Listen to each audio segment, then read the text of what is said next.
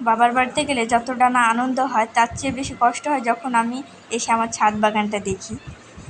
শুধু তারাই জানে যে ছাদ বাগান কিছুদিন পরিচর্যা না করলে কী পরিমাণে জঙ্গল হয়ে যায় বলতে পারেন।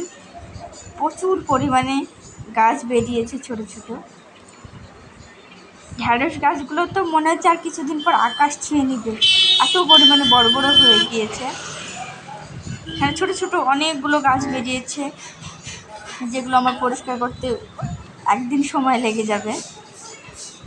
এখানে দেখছি কুমড়ো গাছ বেরিয়ে আবার কুমড়ো ছোটো ছোটো হয়ে গিয়েছে। যদিও এগুলো আমি রাখবো না, কেটে ফেলবো, কারণ আমার গাছগুলো নষ্ট হয়ে যাবে। কুমড়োর প্রচুর পরিমাণে শেকড় হয়, সেগুলোতে আমার গাছগুলো মারা যাবে। যে গাছগুলো ছোটো ছোটো রেখে গিয়েছিলাম এসে দেখছি প্রচুর পরিমাণে বড় হয়ে গিয়েছে। এগুলো লতাতেও অনেক ছড়ে গিয়েছে, যেগুলো আমাকে কেটে নিতে হবে। প্রচুর পরিমাণে শসা হয়েছে, অনেকগুলো পেকেও গিয়েছে।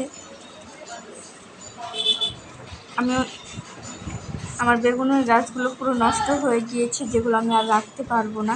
শসার গাছগুলোও আমার প্রায় নষ্টর দিকে, পাতাগুলো সব লাল হয়ে গিয়েছে। আমি সব কেটে ফেলবো, আবার নতুন গাছ লাগাবো। এই সবজিগুলো উঠেছে, আরও অনেক ছিল যেগুলো নষ্ট হয়ে গিয়েছে।